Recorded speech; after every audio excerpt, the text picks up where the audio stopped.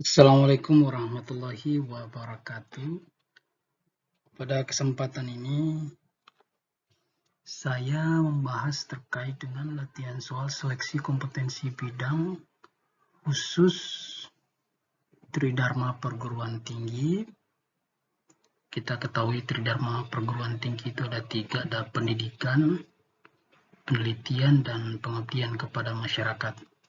Sebelumnya kita telah membahas terkait dengan pendidikan. Saat ini kita fokus untuk membahas soal-soal tentang penelitian. Sebelum lanjut, jangan lupa like dan subscribe.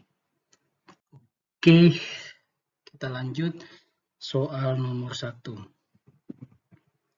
Kegiatan yang dilakukan menurut kaidah dan metode ilmiah secara sistematis untuk memperoleh informasi, data, dan keterangan yang berkaitan dengan pemahaman dan atau pengujian suatu cabang pengetahuan dan teknologi merupakan pengertian dari A. Pendidikan, B. Pengajaran, C. Pemahaman, D. Penelitian, E. Percobaan. Statement yang ini sesuai dengan Permendikbud nomor 3 tahun 2020 dan Permenristek Dikti nomor 20 tahun 2020 merupakan pengertian dari penelitiannya, yaitu jawabannya D. Penelitian. Ini penelitian. Oke, lanjut. Soal nomor 2. Hasil penelitian merupakan kriteria minimal tentang mutu hasil penelitian meliputi semua luaran yang dihasilkan melalui kegiatan yang memenuhi kaidah dan metode ilmiah secara sistematis sesuai A. Otonomi keilmuan dan budaya akademik, B. Etika keilmuan, C. Budaya pengetahuan, D. Peraturan, E. Pemahaman. Terkait dengan Permenristek Dikti nomor 20 tahun 2018, saya bilang 2020, 2018 maksudnya, itu menyebutkan bahwa hasil penelitian yang merupakan kriteria minimal bla bla bla ini ya, secara sistematis itu sesuai dengan otonomi keilmuan dan budaya akademik. Ya. Lanjut nomor 3. Standar isi penelitian merupakan kriteria minimal tentang kedalaman dan keluasan materi penelitian meliputi. Jadi secara mendasar itu standar isi penelitian ada 2. Apa nanti kita lihat? A. Penelitian dasar dan penelitian terapan. B. Penelitian lanjutan. C. Penelitian ilmiah dan penelitian sosial. D. Penelitian alamiah dan penelitian saintifik. E. Penelitian formal. Jadi yang memungkinkan itu adalah A ya. Ini sesuai dengan termaktub dalam Permenristek Dikti nomor 20 tahun 2018 ya. Oke, lanjut. Materi pada penelitian dasar dan penelitian terapan harus memuat prinsip-prinsip yaitu, jadi materi pada penelitian yang kita lakukan harus berdasarkan pada prinsip-prinsip, yaitu apa? A. Kemanfaatan, kemutahiran, dan mengantisipasi kebutuhan masa mendatang. Kemudian B. Kemanfaatan, perubahan besar, dan mengantisipasi kebutuhan peneliti. C. Keuntungan, kemutahiran, dan mengantisipasi kebutuhan masa mendatang. D. Kemanfaatan, kemutahiran, dan mengantisipasi kebutuhan peneliti. E. Keuntungan, perubahan besar, dan mengantisipasi kebutuhan masa mendatang. Di sini berdasarkan Permenristek ataupun Permendikbud itu yang A ya. Oke, lanjut soal nomor 5. Penelitian yang diperuntukkan bagi pengembangan suatu ilmu pengetahuan dan teknologi untuk pengembangan teori yang ada dan atau menemukan teori baru atau sesuai dengan pengukuran tingkat kesiapterapan teknologi pada tingkat 1 sampai tingkat 3 disebut penelitian. A. Dasar, B. Terapan, C. Pengembangan, D. Kajian, E. Ilmiah saintifik.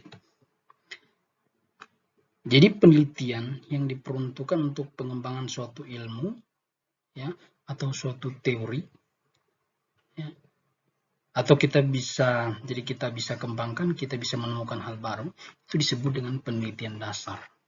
Ya. Jadi tadi sudah kita sampaikan sebelumnya, penelitian secara mendasar itu ada dua, ya, itu penelitian dasar dan penelitian terapan.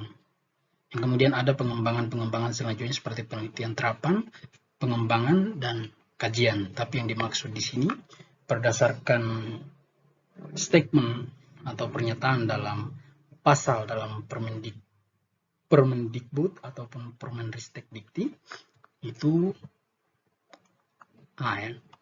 penelitian dasar yang dimaksud pada nomor 5 ini. Oke, lanjut. Nomor 6. Penelitian yang ditujukan untuk mendapatkan solusi atas permasalahan tertentu atau sesuai dengan pengukuran tingkat kesiapterapan teknologi pada tingkat 4 sampai tingkat 6 disebut penelitian. Nah, karena ini adalah penelitian yang dilakukan untuk mendapatkan solusi dari sebuah permasalahan, kuncinya adalah disebut penelitian terapan. Terapan. Penelitian dasar itu penemuan terbaru atau pengembangan dari yang sudah ada. Nah, sementara pengembangan lebih kepada kemanfaatan, ya. Kemanfaatan merupakan kelanjutan dari penelitian dasar. Kalau ini hanya dasar-dasarnya, kalau ini sudah lebih kepada pengembangan. Sementara D tidak termasuk, E juga tidak termasuk, ya, dalam jenis-jenis penelitian yang ada berdasarkan Permendikbud ataupun Permenristekdikti nomor 20 tahun 2018, ya. 2018. Oke, lanjut. Penelitian yang diatur dalam Permenristekdikti nomor 20 tahun 2018 tentang penelitian mencakup jenis penelitian berikut kecuali. Jadi penelitian tadi yang sudah saya sebutkan, ada yang disebut dengan A di sini, penelitian dasar termasuk, ya. B, penelitian terapan termasuk juga, ya, ini termasuk. C, penelitian pengembangan termasuk. D, kajian juga termasuk. Yang tidak termasuk ditanya sini adalah kecuali, ya. Kecuali, sehingga ini dimaksud adalah penelitian saintifik, tidak termasuk. Oke, lanjut nomor 8. Kegiatan untuk peningkatan kemanfaatan dan daya dukung ilmu pengetahuan dan teknologi yang telah terbukti kebenaran dan keamanannya untuk meningkatkan fungsi dan manfaat ilmu pengetahuan dan teknologi atau sesuai dengan pengukuran tingkat kesiapterapan teknologi pada tingkat 7 sampai tingkat 9 disebut.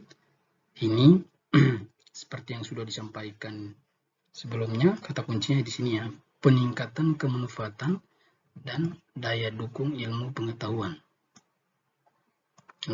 dan teknologi, ya, yang telah, ini kata telah berarti bukan lagi penemuan terbaru, ya, penemuan yang sudah. Nah, kita kembangkan, tapi untuk pemanfaatan ini, ya, daya dukung yang didukung oleh ilmu pengetahuan dan teknologi, ya, untuk meningkatkan fungsi dan manfaat ilmu pengetahuan dan teknologi. Nah, ini disebut dengan apa? Pengembangan, ya. Disebut dengan pengembangan. Oke. Jadi bukan penelitian dasar, juga bukan terapan, juga bukan kajian. Tapi yang dimaksud adalah A, ya, pengembangan. Jadi ada 4 sebenarnya. Ada dasar, ada terapan, ada pengembangan, ada kajian. Tapi yang dimaksud dalam soal nomor 8 adalah A. Oke, nomor 9. Rangkaian analisis yang sistematis, menyeluruh, dan partisipatif yang mempunyai kesamaan karakteristik dengan penelitian dasar, penelitian terapan, dan pengembangan. Hal ini dikenal dengan istilah kajian. Karena ini berupa analisis ya, jadi kata kuncinya di analisis. Kalau cuma analisis, berarti yang dimaksud adalah bukan terapan, bukan dasar, bukan pengembangan. Otomatis jawabannya adalah D ya, kajian yang dimaksud. Jadi kalau terapan itu untuk mencari solusi dari sebuah permasalahan. Kalau dasar itu penemuan baru atau teori yang sudah ada, kita teliti lagi kemudian menemukan hal-hal yang baru dari situ. Kemudian untuk pengembangan itu kemanfaatan, ya, lebih kepada kemanfaatan. Sementara kajian itu lebih kepada rangkaian analisis, ya, seperti itu. Jadi yang dimaksud di sini adalah D ya, kajian. Oke, lanjut. Nomor terakhir atau nomor 10, ruang lingkup standar penelitian terdiri dari standar berikut kecuali. Nah, ini kecuali ya, ruang lingkup standar penelitian itu ada beberapa. Di sini ditanyakan kecuali. A, standar hasil penelitian. B, standar isi penelitian. C, standar proses penelitian. D, standar peneliti. E, standar saintifik. Yang dimaksud adalah standar saintifik.